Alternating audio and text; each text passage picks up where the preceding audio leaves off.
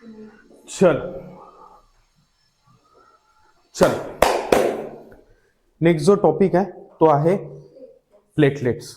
ठीक आहे, प्लेटलेट्स मध्ये दोन पार्ट मध्ये पाहू आपण. ठीक आहे, एमसीक्यू पॉइंट ऑफ व्ह्यूनी पूर्ण हिमॅटोपोइसिस प्रोसेस किंवा ब्लडच्या चॅप्टर मधून जास्तीत जास्त क्वेश्चन जे राहील ते तुम्हाला प्लेटलेट वरून येईल.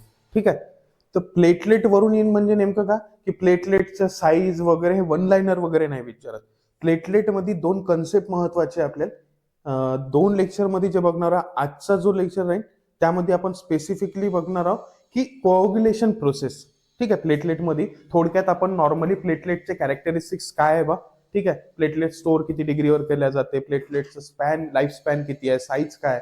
ठीक आहे, याच्यावर जास्त भर नाही देऊ. मेन जे प्रोसेस आहे आपली ती आहे कोऑग्युलेशनची प्रोसेस. आणि उद्याचा जो लेक्चर राहील पार्ट 2 मध्ये त्याच्यात स्पेसिफिकली आपण काही डिसीज कंडिशन थ्रोम्बोसायटोपिनिया वगैरे पाहू. आणि महत्वाचं म्हणजे प्लेटलेटशी रिलेटेड जे काही ड्रग्स देतो अँटी कोऑग्युलंट. पूर्ण जो लेक्चर राहील उद्याचा तो फार्मॅकोलॉजिकल बेसवर राहील की प्लेटलेट कोऑग्युलेशन मध्ये ड्रग्स कुठल्या रीतीने वापरल्या जाते, त्या ड्रग्स वरून क्वेश्चन येतात. ठीक आहे, कुठल्या स्टेटमध्ये हेपॅरिन काय, अँटीथ्रोम्बिन 3 काय आहे, कुठल्या केसमध्ये तुम्ही लोअर मॉलिक्युलर हेपॅरिन द्याल.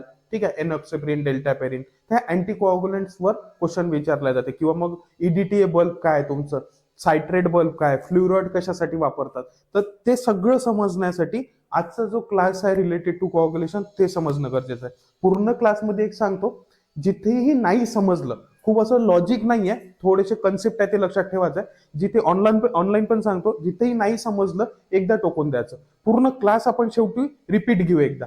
ठीक आहे, पण ती प्रोसेस पाथवे जे आहे ते समजणं गरजेचं आहे. जोपर्यंत ते नाही समजेल आणि प्रत्येक पॉइंट जो आहे तिथे प्रत्येक पॉइंट तुम्हाला समजला पाहिजे, कारण त्या प्रत्येक पॉइंटवर आपण तिथे मेडिसिन देणार आहोत. तर मेडिकेशन म्हणजे फार्माकोलॉजिकल ट्रीटमेंट देणार आहोत. ठीक आहे, तर दोन कन्सेप्ट आपल्याला इथे बघायचे आहे प्लेटलेटमध्ये.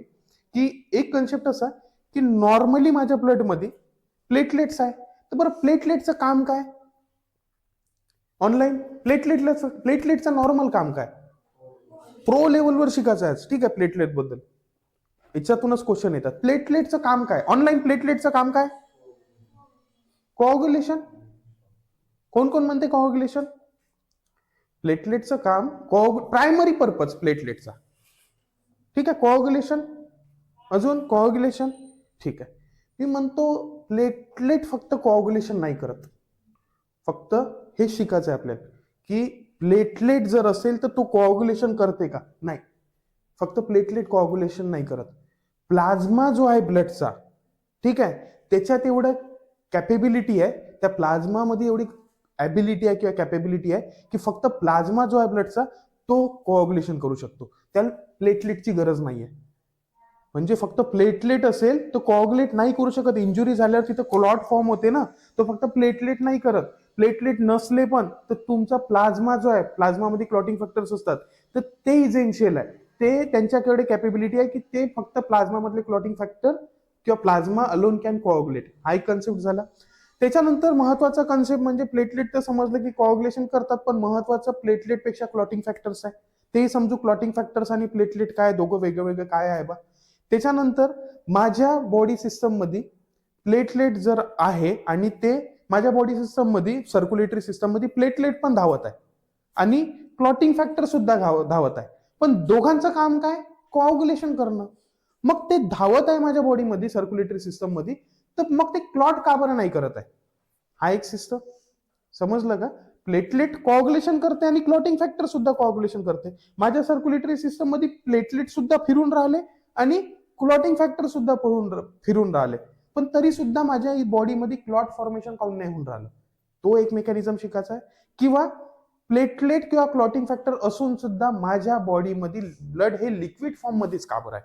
आता समजलं की ब्लड हे कंटिन्युअसली लिक्विड फॉर्म मध्येच का बरं आहे. हा एक कन्सेप्ट शिकायचा आहे. दुसरा कन्सेप्ट जो शिकायचा आहे तो कन्सेप्ट असा आहे की त्याच बॉडीमध्ये प्लेटलेट आणि कोऑग्युलेशन आहे, त्याच बॉडीमध्ये त्याच सर्क्युलेटरी सिस्टम मध्ये प्लेटलेट जे आहे किंवा बॉडीमध्ये ब्लड जे आहे लिक्विड फॉर्म मध्ये आहे, आणि एखादी इंजुरी झाली किंवा डॅमेज झाली ब्लड वेसलला किंवा कुठेही डॅमेज झालं टिश्यूजला, तर तेच लिक्विड फॉर्म जे आहे ते कशा रीतीने सेमी सॉलिड मास मध्ये कन्वर्ट होते. तेच लिक्विड फॉर्म जो आहे तो असं काय मेकॅनिझम आहे बॉडीमध्ये की त्याचं रूपांतर हे सेमी सॉलिड मास मध्ये होते किंवा त्याचा क्लॉट फॉर्मेशन होते. तर दोन मेकॅनिझम आहे. एक आहे की ब्लड मध्ये कंटिन्युअसली ब्लड हे लिक्विड फॉर्म मध्ये का बरं असते, आणि दुसरं मेकॅनिझम जे आहे ते आहे की तेच लिक्विड फॉर्म कशा रीतीने तुमचं सेमी सॉलिड मास किंवा क्लॉट फॉर्मेशन करते. हे दोन कन्सेप्ट तुम्हाला पूर्ण क्लासमध्ये दोन्हीच कन्सेप्ट शिकायचं आहे, आणि हे शिकले म्हणजे तुमचं प्लेटलेटच क्लिअर झालं. बाकी तुम्हाला क्लॉटिंग फॅक्टरचे नावं वगैरे सगळे याच्यातच क्लिअर होऊन जाते. हे दोन कन्सेप्ट फक्त शिकायचं आहे. ठीक आहे, चल. तर बेसिक जे आहे प्लेटलेट बद्दल, platelets are the most important and crucial form element of blood. महत्वाचे आहे प्लेटलेट घटक पूर्ण फॉर्म्ड एलिमेंट मध्ये. जसं आरबीसी घटक महत्वाचा आहे तसाच डब्ल्यूबीसी आणि प्लेटलेट सुद्धा आहे. तर प्लेटलेट सुद्धा आहे. Platelets are responsible for coagulation. पण मी म्हणतो की प्लेटलेटच नाही, प्लेटलेट पेक्षा सुद्धा महत्वाचे काय क्लॉटिंग फॅक्टर्स जे की राहतात तुमच्या ब्लड प्लाझ्मामध्ये. त्याच्यानंतर platelet helps to prevent excessive bleeding. ठीक आहे. त्याच्यानंतर also known as thrombocytes. Platelets आपण का म्हणतो, प्लेटलेट्सलाच का म्हणतो आपण thrombocyte. Platelets are form from megakaryocyte. Platelet कशापासून बनतात, मेगा कॅरोसाइट. जसं की आपण सेल्स बघितले होते प्लुरिपोटेंट. प्लुरिपोटेंट स्टेम पासून काय बनत होतं, लिम्फॉइड आणि मायलॉइड. मायलॉइड मध्ये काय होतं, इरेथ्रॉइड. इरेथ्रॉइड पासून काय बनत होतं, आरबीसी. तर याच प्रकारे मेगा कॅरोब्लास्ट पासून काय बनतात, मेगा कॅरोसाइट किंवा थ्रोम्बोसाइट. कशापासून बनत आहे, जसं इरेथ्रॉइड पासून आरबीसी बनत आहे तसंच मेगा कॅरोइड पासून काय बनते, मॅग्योकॅरोसाइट पासून काय बनते, प्लेटलेट्स बनते. ठीक आहे. त्याचे फ्रॅगमेंट्स पासून बनते ऍक्च्युअली. ते आपण प्रोसेसमध्ये क्वेश्चन नाही येईल तेवढे, ते आपण शॉर्ट मध्ये सांगतो. ठीक आहे. मेगाकॅरोसाइट्स कुठे राहते, बोन मॅरो मध्ये. त्याच्यानंतर they are large multinucleated cells आहे. अंडरग्रो जेव्हा त्याचे फ्रॅगमेंट्स तुकडे पडतात, त्या मेगा कॅरोब्लास्टचे जेव्हा तुकडे पडतात तर त्याचं रूपांतर हे थ्रोम्बोसाइट मध्ये होते. तेच आहे तुमचे प्लेटलेट्स. ठीक आहे. साईज, काउंट आणि लाईफ स्पॅन. स्मॉलेस्ट आहे. त्याची साईज किती आहे, 2 to 4 मायक्रोमीटर्स इन डायमीटर. आरबीसीची साईज किती होती, 7 to 8 मायक्रोमीटर्स, 7 to 8 मायक्रॉन्स. पण त्याच्यापेक्षा सुद्धा छोटे आहे, 2 to 4 मायक्रोमीटर्स इन डायमीटर. आणि they are much smaller than RBC because RBC जवळपास 7 to 8 मायक्रॉन्स. त्याच्यानंतर काउंट किती आहे प्लेटलेटचा, 1.5 to 4.5 लॅक्स एवढा पर मायक्रोलिटर ऑफ ब्लड. आणि लाईफ स्पॅन आहे प्लेटलेटचा 7 to 10 डेज. किती दिवसासाठी जगतात, 7 ते 10 दिवस. क्वेश्चन येईल तुम्हाला. ठीक आहे, त्याच्यावर लाईफ स्पॅन वरून. आरबीसीचा लाईफ स्पॅन जसा 120 दिवस आहे तसा प्लेटलेटचा लाईफ स्पॅन किती आहे, 7 to 10 डेज. एक क्वेश्चन येईल की स्टोरेज, प्लेटलेट जर आपल्याला डोनेट करायचं असेल, ठीक आहे, ब्लड ट्रान्सफ्युजन मध्ये, तर त्याला स्टोअर करून ठेवावं लागेल. तर स्टोअर करण्यासाठी प्लेटलेटचं जे टेम्परेचर आहे ते पाहिजे स्टोअर करण्यासाठी 20 to 24 डिग्री सेल्सिअस. किती टेम्परेचर पाहिजे प्लेटलेट स्टोअर करायसाठी, एमसीक्यू आहे तुमचा. 20 ते 24 डिग्री सेल्सिअस एवढा तुमचा टेम्परेचर पाहिजे. आणि platelets can be stored for about 5 days.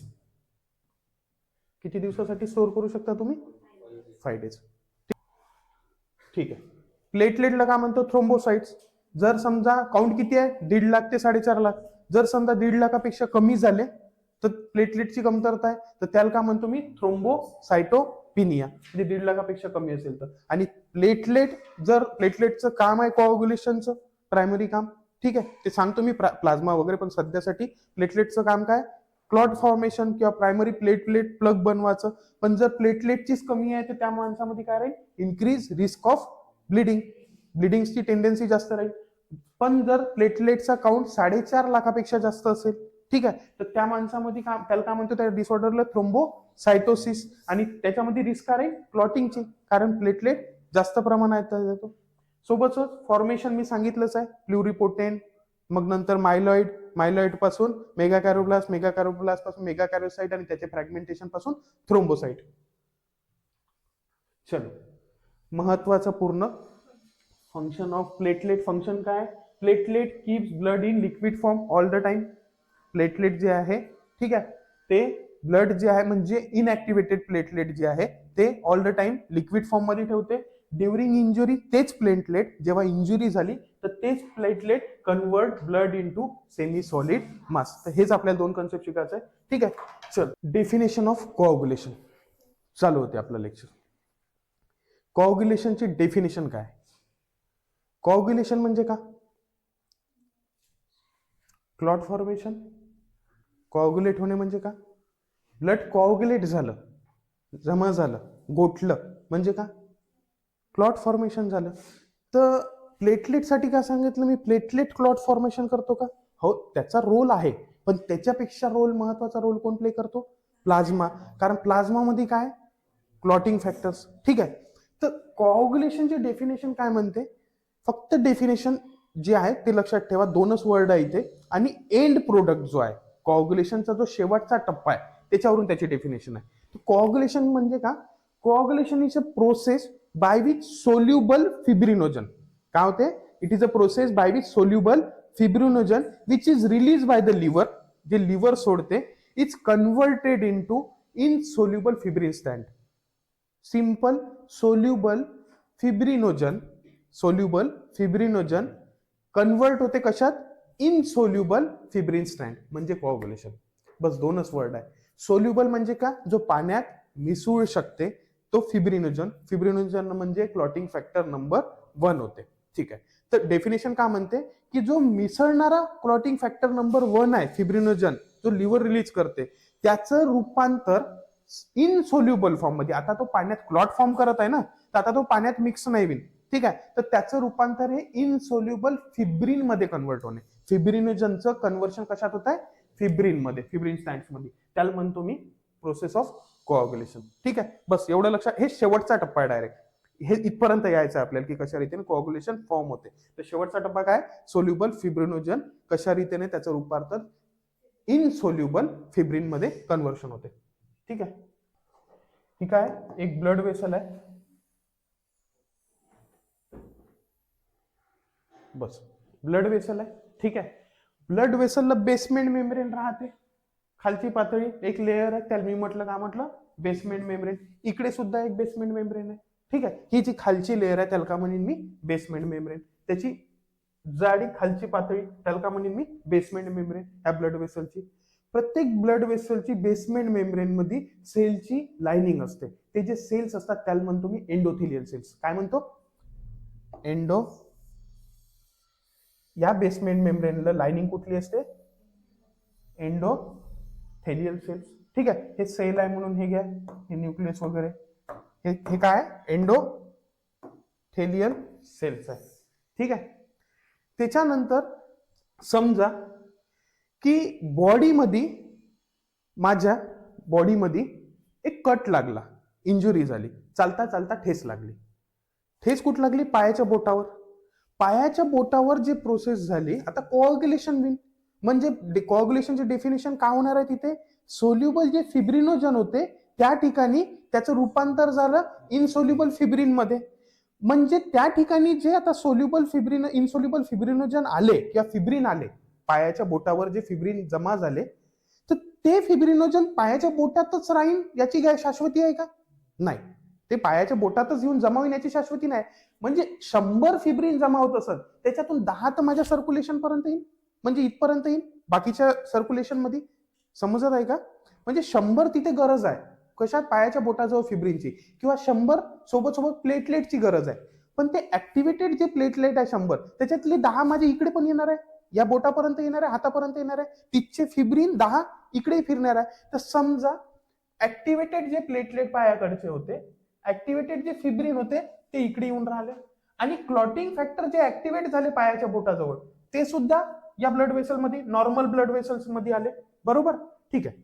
तर एंडोथेलियल सेल्स आहे. आता हे समजू की बॉडीमध्ये कुठेतरी इंजुरी झाली इतर ठिकाणी, सगळे प्लेटलेट तिथे कामी लागले, सगळे सोल्युबल फिब्रिनोजन तिथे कामी लागून फिब्रिन बनले, पण काही प्लेटलेट तिथून सटकले आणि नॉर्मल ब्लड वेसल मध्ये फिरून राहिले ऍक्टिव्हेटेड वाले.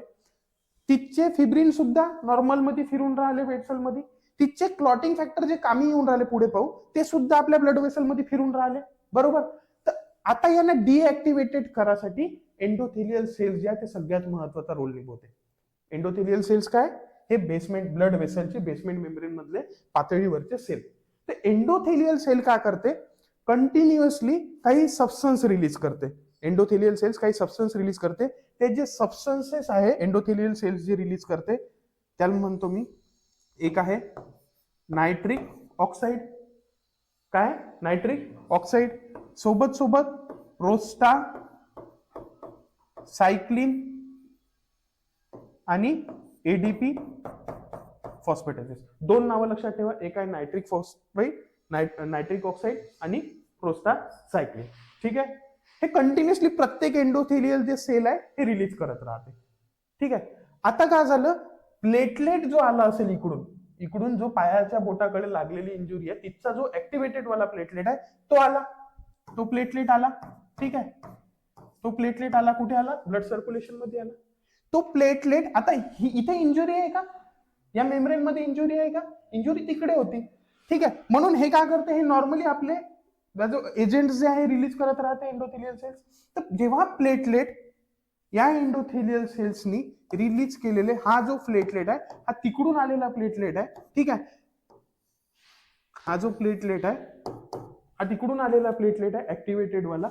हा जेव्हा सापडेल एंडोथेलियल सेल्सला, ठीक आहे, तर एंडोथेलियल्स काय रिलीज करते, नायट्रिक ऑक्साईड आणि प्रोस्टासायक्लिन. ठीक आहे. तर नायट्रिक ऑक्साईड आणि प्रोस्टासायक्लिन काय करतात, जो प्लेटलेट आहे ना, प्लेटलेटचे दोन काना आहे समजा. ठीक आहे. तर प्लेटलेट जवळ हुक असते, प्लेटलेट जवळ रिसेप्टर असते. तर हे जे रिसेप्टर्स आहे ना याला म्हणतो मी ग्लायकोप्रोटीन 1B.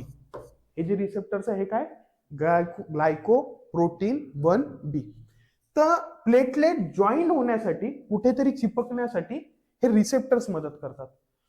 एंडोथेलियल सेल्स जे आहे त्यांनी काय सोडलं, नायट्रिक ऑक्साईड आणि प्रोस्टासायक्लिन. हे प्रोस्टासायक्लिन आणि नायट्रिक ऑक्साईड काय करतात, त्याचा जो रिसेप्टर्स आहे ना तो तोडून टाकते, इनऍक्टिव्हेट करते. समजलं. म्हणजे ऍक्टिव्हेटेड प्लेटलेट जवळ काय होतं, ग्लायकोप्रोटीन 1B. आणि ग्लायकोप्रोटीन पुढे समजा की काय साठी मदत करते. ठीक आहे. फक्त एवढं समजा की प्लेटलेट जवळ ऍक्टिव्हेटेड प्लेटलेट वाल्याकडे काय होतं, ग्लायकोप्रोटीन 1B होतं. तो जसा एंडोथेलियल सेल्सला सापडला ऍक्टिव्हेट वाला, तर त्यांनी रिलीज केलं नायट्रिक ऑक्साईड आणि प्रोस्टासायक्लिन. नायट्रिक ऑक्साईड आणि प्रोस्टासायक्लिन काय करते, हे ग्लायकोप्रोटीन 1B जो प्लेटलेट जो इनऍक्टिव्हेटेड प्लेटलेट होता त्याला आता इनऍक्टिव्हेट केलं. हे झालं एक मेकॅनिझम. असे आपल्याला 4 मेकॅनिझम पाहायचे. मेकॅनिझम कोणतं पाहायचं आहे की इंजुरी दुसरीकडे झाली पण तेच क्लॉटिंग फॅक्टर आपल्या नॉर्मल वेसल मध्ये आले, जिथे काही इंजुरी नाही झालं तर तिथे काऊन क्लॉट फॉर्मेशन नाही करत, किंवा ते ब्लड का बरं लिक्विड फॉर्म मध्ये कंटिन्यू आहे. तर लिक्विड फॉर्म मध्ये केव्हा कंटिन्यू राहील, जेव्हा हे ऍक्टिव्हेटेड वाले इनऍक्टिव्हेट होईल. बरोबर. तर पहिलं झालं प्लेटलेट इनऍक्टिव्हेट केला, म्हणजे तिकडचा जो क्लॉटिंग ऍक्टिव्हेट वाला होता तो आता इनऍक्टिव्हेट झाला. दुसरं जे मेकॅनिझम आहे एंडोथेलियल सेल्सचं, दुसरं मेकॅनिझम असं आहे की याच एंडोथेलियल सेल्स जवळ काय असते, हेपॅरिन सल्फेट. काय असते, एंडोथेलियल सेल्स जवळ असते हेपॅराइन सल्फेट. नोट्स मध्ये सगळं दिलंय. ठीक आहे. या एंडोथेलियल सल्फेट याच्याजवळ काय असते, एंडोथेलियल सेल्स जवळ हेपॅराइन सल्फेट. लिव्हर खूप महत्वाचा रोल प्ले करते. लिव्हर हा क्लॉटिंग फॅक्टर्स रिलीज करते. डिफरन्स काय प्लेटलेट आणि लिव्हर मध्ये, प्लेटलेट आणि कोअग्युलेशन फॅक्टर मध्ये, क्लॉटिंग फॅक्टर मध्ये. प्लेटलेट जे आहे ते सेल आहे एक प्रकारचे, त्याचा जो बेसमेंट मेम्ब्रेन वगैरे आहे. पण क्लॉटिंग फॅक्टर जे आहे ते प्रोटीन किंवा एन्झाईम्स आहे. क्लॉटिंग फॅक्टर्स काय, प्रोटीन्स आहे किंवा एन्झाईम्स आहे. आणि क्लॉटिंग फॅक्टर प्लेटलेट कोण रिलीज करतो, बोन मॅरो. बोन मॅरोतून बनून राहिले. पण क्लॉटिंग फॅक्टर्स कोण बनवते, लिव्हर. ठीक आहे. समजलं. क्लॉटिंग फॅक्टर्स हे कोण बनवत आहे, लिव्हर. तर लिव्हर महत्वाचा रोल प्ले करते. लिव्हर काढतो. ठीक आहे.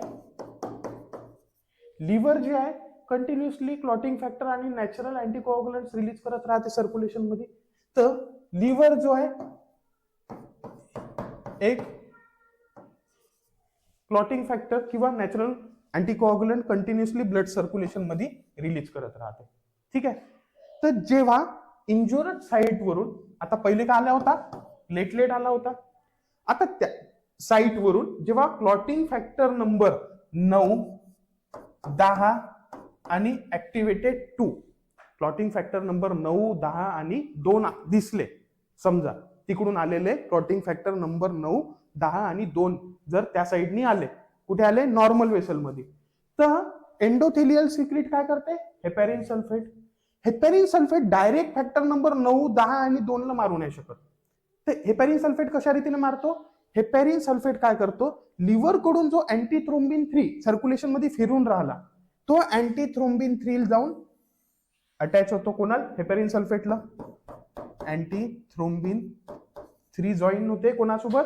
हेपॅरिन सल्फेट. आणि जेव्हा अँटीथ्रोम्बिन 3 आणि हेपॅरिन सल्फेट मिळाले तर ते पॉवरफुल झाले, तर तेव्हा ते फॅक्टर नंबर 9, फॅक्टर नंबर 10 आणि फॅक्टर नंबर 2 या तिन्ही क्लॉटिंग फॅक्टरला मारू शकते. समजला दुसरा मेकॅनिझम? म्हणजे आतापर्यंत 2 मेकॅनिझम शिकलो. एक तर झालं प्लेटलेट जर आला असेल तिकडून, तर प्लेटलेटला कोण मारते? नायट्रिक ऑक्साईड आणि प्रोस्टासायक्लिन. दुसरा मेकॅनिझम काय? जर क्लॉटिंग फॅक्टर, महत्वाचा क्लॉटिंग फॅक्टर तुमचा 2 आहे, ठीक आहे, सगळ्यात थ्रोम्बिन, टूल का म्हणतो मी? थ्रोम्बिन म्हणतो. तर थ्रोम्बिनच सगळ्यात महत्वाचा क्लॉटिंग फॅक्टर आहे, ठीक आहे. प्रोथ्रोम्बिन आणि थ्रोम्बिन 2A. प्रोथ्रोम्बिन म्हणजे 2 आणि थ्रोम्बिन म्हणजे 2A म्हणते, ऍक्टिव्हेटेड क्लॉटिंग फॅक्टर नंबर 2. ठीक आहे. तर 3 गोष्टी समजल्या. 3 म्हणजे हे 3 क्लॉटिंग फॅक्टर गेले आता कामातून. 2 गेला, 9 गेला आणि 10 गेला, आणि सोबत सोबत प्लेटलेटही गेला. ठीक आहे. प्लेटलेट कोणी मारला? Nitric oxide. आणि 9, 10 आणि 2 कोणी मारला? 83. पण कोणाच्या मदतीने? हेपॅरिन सल्फेट, हेपॅरिन. ठीक आहे.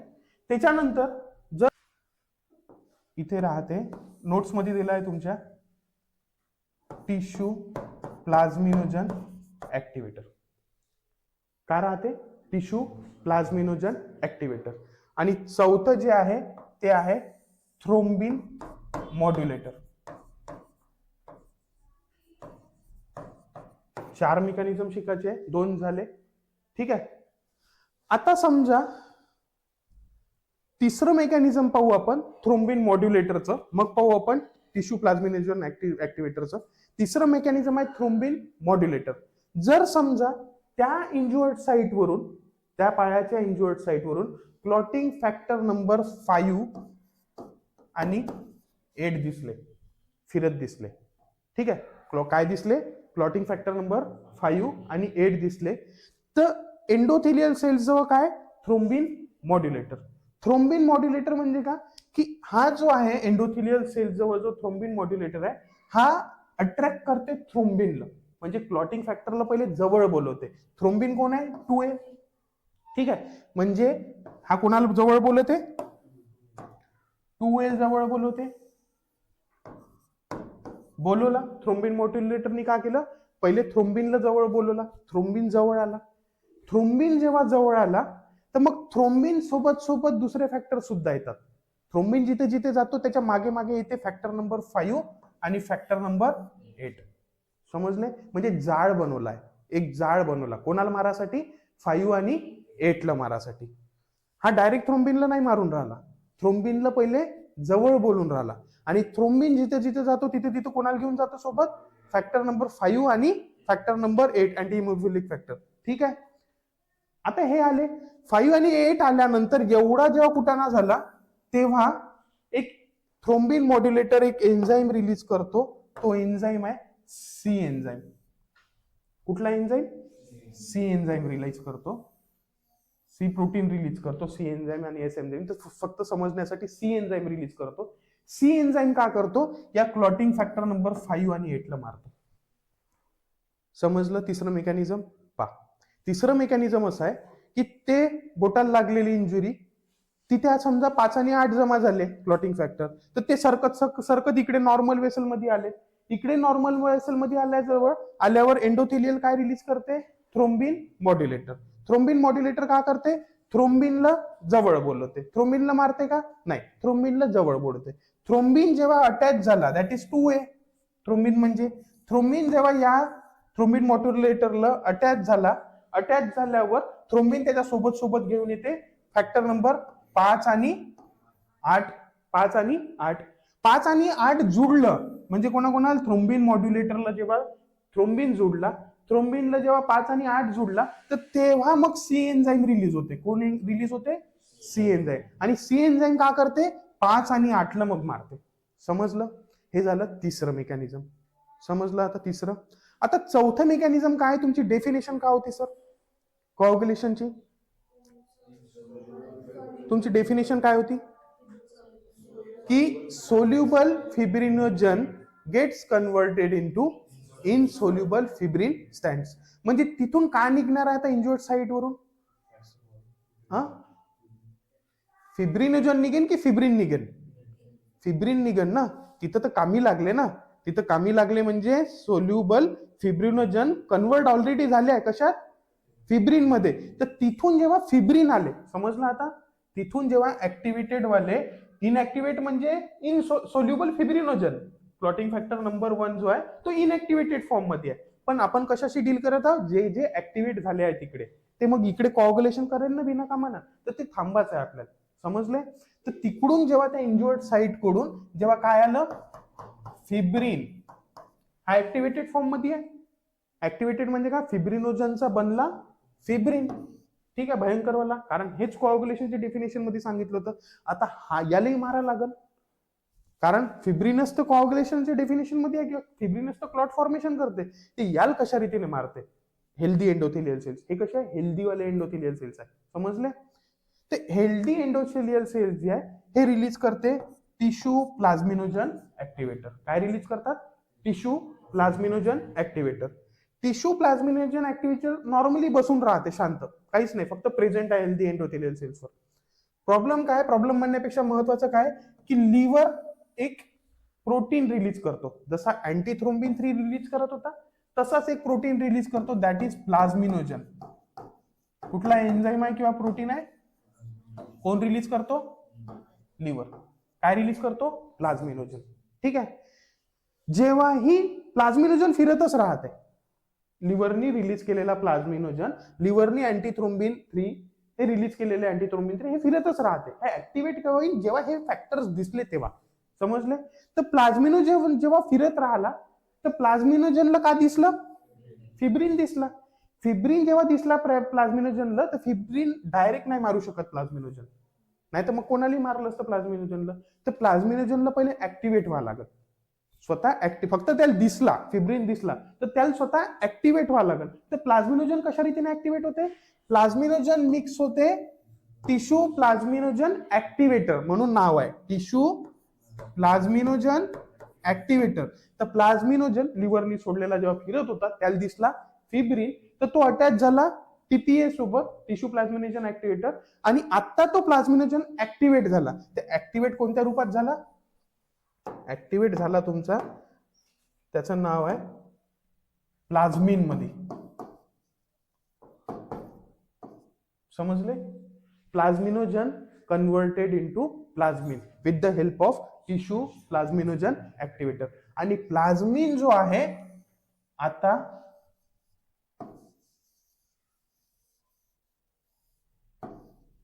फिब्रिनला कट करते. ठीक आहे. आता प्लाझ्मिन जो आहे, प्लाझ्मिन काय करते? समोर जाळ टाकत आहे त्याच्या, आणि जाळ टाकल्यावर फिब्रिनला आतमध्ये घेत आहे आणि फिब्रिनला कट करत आहे. समजले? तर अशा रीतीने आपल्या बॉडीमध्ये जर इंजुरी माझी इथे झाली तर क्लॉट बरोबर याच ठिकाणी होईल. जर माझी इंजुरी कट इथे लागला तर या हातावर तिथे तो होईल, पण इकडे होणार का? तर इकडे का बरं नाही होत या हातावर? कारण इथचे जे एंडोथेलियल सेल्स आहे माझे, ठीक आहे, कट कुठे लागला? इकडे. आता इथे कट लागल्यावर होणार काय? इथे प्लेटलेट ऍक्टिव्हेट होईल, त्यांच्याजवळ काय? Glycoprotein 1B. ठीक आहे. तर हे प्लेटलेट गरजेचं आहे का इथंच राहणार आहे? काही ऍक्टिव्हेटेड वेळेला प्लेटलेट कुठे येईल? या हातावर. ठीक आहे. सोबत फॅक्टर नंबर 9, 10 आणि 2 थ्रोम्बिन हे सुद्धा इथे कामी लागले, पण तिथचे सरकून कुठे येणार आहे? या हातावर. त्याच्यासोबत फॅक्टर नंबर 5 आणि 8 इथं कामी लागले, पण सरकत कुठे येणार आहे? या हातावर. त्याच्यासोबत फिब्रिन जो होतो, फिब्रिन काय होता? सोल्युबल फिब्रिनोजन बदलला कशात? फिब्रिन मध्ये. तर तो फिब्रिन जो इथच्या इंजुरीवर कामी आला, ठीक आहे, कामी लागला, तर तो सरकत कुठे आला? या हातावर. तर हे सगळे फॅक्टर्स आपले कोण डिस्ट्रॉय करत आहे? Healthy endothelial cells. Endothelial cells कुठे असतात? वेसल्सच्या बेसमेंट मेम्ब्रेन मध्ये. तर ते कशा रीतीने मारत आहे? 4 मेकॅनिझम. जसाही प्लेटलेट ऍक्टिव्हेटेड प्लेटलेट जर सरकून आला या हातात, तर इथचे एंडोथेलियल सेल्स काय रिलीज करतात, नायट्रिक ऑक्साईड आणि प्रोस्टासायक्लिन. तर नायट्रिक ऑक्साईड आणि प्रोस्टासायक्लिन काय करते, ते नायट्रिक ऑक्साईड ते ग्लायकोप्रोटीन 1 बिल डिस्ट्रॉय करते, म्हणजे प्लेटलेटला इनॅक्टिव्हेट करते. त्याचे कारण ठीक आहे, रिसेप्टर्स डिस्ट्रॉय केले, इनॅक्टिव्हेट. मग आता प्लेटलेट इनॅक्टिव्हेट झाला, जसा पहिले फिरत होता तसाच झाला. एक झालं मेकॅनिझम. दुसरं मेकॅनिझम असं होतं की जर समजा या हातातल्या इंजुरीचा फॅक्टर नंबर 9, 10 आणि 2 या हातात आला, इंजुरी इथे झाली, तर फॅक्टर नंबर 9, 10 आणि 2 जर इकडचा इकडे सरकला, तर इथे काय हेपॅरिन सल्फेट का करते, डायरेक्ट फॅक्टर नंबर 9, 10 आणि 2 ला मारू शकते का, नाही. त्याला मदत कशाची पाहिजे, लिव्हरनी सोडलेला अँटीथ्रोम्बिन 3 ची. तर लिव्हरचा अँटीथ्रोम्बिन 3 जेव्हा दिसला, अँटीथ्रोम्बिन 3 का दिसलं, 9, 10 आणि 2A. ते अँटीथ्रोम्बिन 3 का करते, हेपॅरिन सल्फेटला जाऊन अटॅच होते. हेपॅरिन सल्फेट अटॅच झाल्यावर मग नंतर आता काय करणार आहे, 9, 10 आणि 2 ला मारून टाकल. त्याच्यानंतर तिसरं मेकॅनिझम काय म्हणते की जर फिरता फिरता इकडचा 5 आणि 8 जर या हातावर आला, 5 आणि 8, तर माझं काय एंडोथेलियल सेल्स जो थ्रोम्बिन मॉड्युलिन कॉम्प्लेक्स म्हणतो आपण, त्या थ्रोम्बिन मॉड्युलेटर आहे. थ्रोम्बिन मॉड्युलेटर काय करतो, तो रिलीज करतो, तो काय करतो, थ्रोम्बिनला अट्रॅक्ट करतो. थ्रोम्बिन मॉड्युलेटर काय करतो, पहिले तर जो 2A आहे त्याला पहिले जवळ बोलवतो, थ्रोम्बिनला जवळ बोलवतो. थ्रोम्बिन जवळ आला, चारा टाकला, तर थ्रोम्बिनच्या मागे मागे लहान भाऊ आहे 2, कोणते 5 आणि 8. तर 5 आणि 8 सुद्धा आले. मग आता जाळ्यात फसला थ्रोम्बिन. एका सोबत 3 गोष्टी भेटल्या, थ्रोम्बिन सापडला आणि त्याच्या मागं लहान भाऊ कोणते, 5 आणि 8. तर मग नंतर आता थ्रोम्बिन मॉड्युलेटर काय करते, किंवा एंडोथेलियल सेल्स काय करते, एक C एन्झाईम रिलीज करते, आणि हा C एन्झाईम काय करते, फॅक्टर नंबर 5 आणि 8 ला मारून टाकते, डिस्ट्रॉय करते किंवा इनॅक्टिव्हेट करते. समजलं एवढं. मग आता कोऑग्युलेशनच्या डेफिनेशन मध्ये समजलं होतं की इन सोल्युबल फिब्रिनोजन कशात बदलले होते, फिब्रिन मध्ये. तर तिकडून फिब्रिन जो आहे जर या साइड मध्ये आला, तर त्याच्यासाठी माझ्या एंडोथेलियल सेल्स कडे काय, tissue plasminogen ऍक्टिव्हेटर. Tissue plasminogen ऍक्टिव्हेटर direct फिब्रिनला cut करू शकते का, नाही. तर त्याच्यासाठी काय मदत करते, प्लाझ्मिनोजन. लिव्हरचा एक एन्झाईम प्रोटीन, तो कुठला आहे, प्लाझ्मिनोजन. प्लाझ्मिनोजनला काय दिसला, फिब्रिन दिसला, डायरेक्ट मारू शकते का, नाही. त्याला मदत कोणाची घ्यायला लागेल, टिश्यू प्लाझ्मिनोजन ऍक्टिव्हेटरची. तर प्लाझ्मिनोजन कोणासोबत कंबाईन होते, टिश्यू प्लाझ्मिनोजन ऍक्टिव्हेटर, आणि त्याचं रूपांतर कशात होते, प्लाझ्मिन मध्ये. आणि प्लाझ्मिन मग कोणाला कट करते, फिब्रिनला. तर अशा रीतीने नॉर्मली आपल्या एंडोथेलियल्स जे ब्लड वेसल आहे त्याच्यामध्ये ब्लड जे आहे ते लिक्विड फॉर्म मध्ये कंटिन्युअसली राहते, जरी दुसऱ्या ठिकाणी इंजुरी झाली असेल तरी. क्लिअर आहे, समजलं एवढं, चलो.